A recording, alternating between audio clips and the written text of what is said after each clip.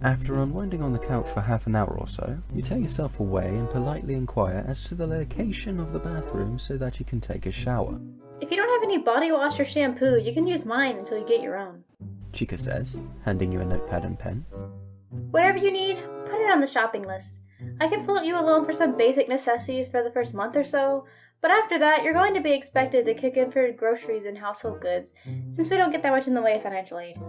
That won't be a problem. You reply.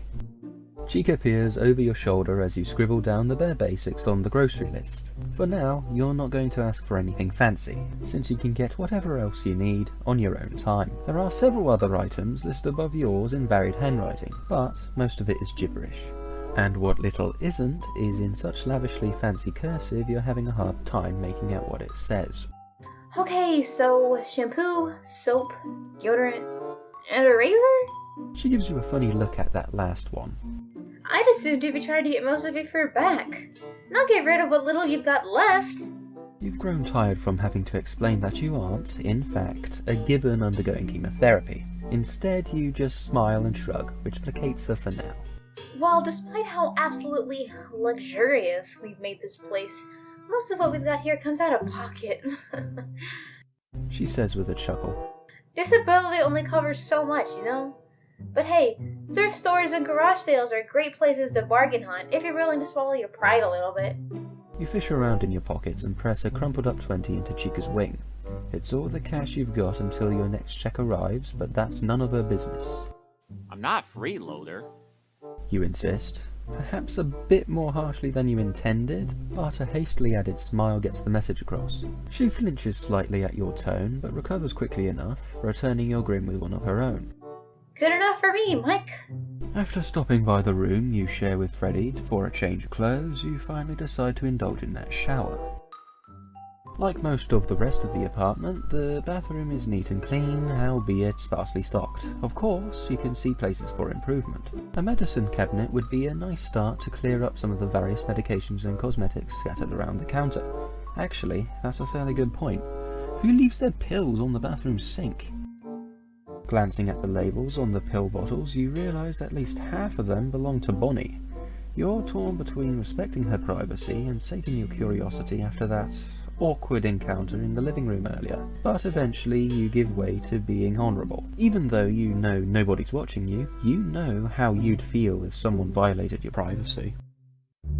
To that end, you make sure the door's locked. Kind of a dick move in case someone needs to use the toilet while you're in the shower, but you're well aware of the key to successful co-ed living is establishing boundaries early. You're no fool.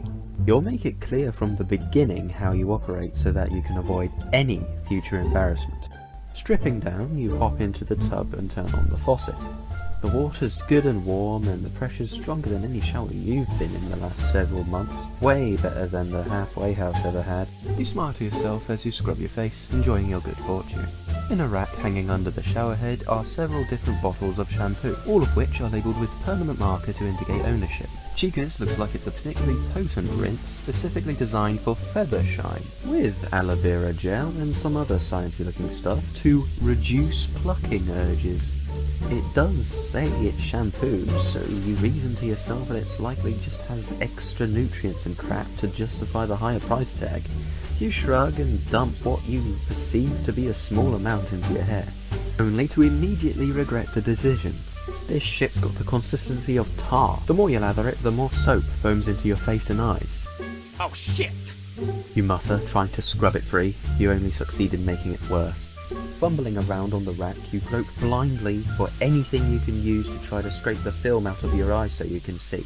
A hand towel, a bath brush, anything at all would be helpful. Eventually, your hand catches on what feels like a loofah. Of course, it's hooked to the rack so you can't seem to jerk it loose. So you back up and tilt your head to rub your face against it. After a good half minute of alternating between chiselling this gunk off your head and soaking under the hot water, you finally see clearly again. Turning back around, you suddenly can't find the loofah. Glancing on the floor and peering out over the shower to see if it fell out yields nothing. With a sigh, you finish up and hope nobody notices it's missing for now. Grabbing a towel off the rack above the toilet, you hurry up and dry yourself off, then change. While you're combing your hair, Chica opens the door to the bathroom. Strange. You could have sworn you locked it. Good thing that you're already dressed, Oh nice! You finished already. Chica says, gesturing you into the hall. I want to introduce you to someone. Mike, this is Mangle, our other roommate. A white Arctic fox, or possibly a wolf, or a ferret, or a lemur, or something. You still haven't really gotten the hang of this, and you're too afraid to ask. Plastered in garish amounts of makeup, shoots a toothy grin at you from the room down the hall from yours. Oh, it's a pleasure to meet you, sweetie. Mangle purrs, extending a paw from behind the door as you approach. Sorry, I'd come closer, but I'm indecent. Nice to meet you too. You reply pleasantly. You shake Mangle's paw, trying desperately to fight the urge to run back into the bathroom when you feel that it's soaking wet. Just wash my paws, darling. No need to look so surprised. Mangle adds smoothly. Right. Of course. You say, shivering a little. Freddy steps into view behind Chica, bobbing his head politely at the three of you. Le dîner est prêt. Mangle grins, even wider somehow. Delightful. Well then, shall we? You understood him? You ask, not sure whether to be impressed or terrified, eventually deciding to split the difference. Mangle chuckles before disappearing behind the door, leaving Chica to roll her eyes. You get used to it. Chica shrugs before following Freddy into the kitchen. The seating arrangement is admittedly weird. When you arrive at the table, Mangle's somehow wedged halfway out of an air conditioning vent up on the wall, deftly skewering things off the table with a fork like some modern-day spearfisher. As for Bonnie, she doesn't even leave her room to come join the rest of you. That said, the meal itself was delicious. You have no idea what you ate, but Freddy offers you a vivid and colourful explanation after you point first to it and then to him. The best you can gather, it's some kind of meat with some kind of sauce. Mangle coyly refuses to tell you what Freddy said. Or maybe can't, and then again, you really can't tell. So you simply throw your hands in the air and try as well as you can to convey your gratitude to Freddy. After dinner, you volunteer to help with the dishes. Is that whole thing normal? You ask Chica when you're convinced Mangle isn't watching. With the whole AC vent thing, I mean. Do any of us look normal to you? Chica deadpans. Fair point. You mutter as you place the last of the freshly cleaned dishes back in the cabinet before wrapping up the leftovers. Don't put it all away just yet, Mike. Chica sighs, wiping her wings on a towel. I'm going to fix Bonnie a plate and take it to her room. Since you're the newcomer, why don't you pick out a movie for us to watch tonight? There's a bunch in the rack by the TV, and if you don't see anything that looks good, ask Mangle to put something on. Alright. You reply. While you're not much in the mood for a movie, there's not really a whole lot else to do around the apartment, and you feel weird heading back to your shared room so early in the evening. After thumbing through the limited catalogue of DVDs at least 3 times, you narrow your selection down to the films you'd be willing to tolerate. You haven't quite figured out Mangle's deal yet, so you're not about to turn over control of the remote so soon after getting it. Begrudgingly, settling on a late 90s rom-com based entirely on the brevity of the running time, you unwrap it from the plastic shrink wrap and load the disc into the DVD player.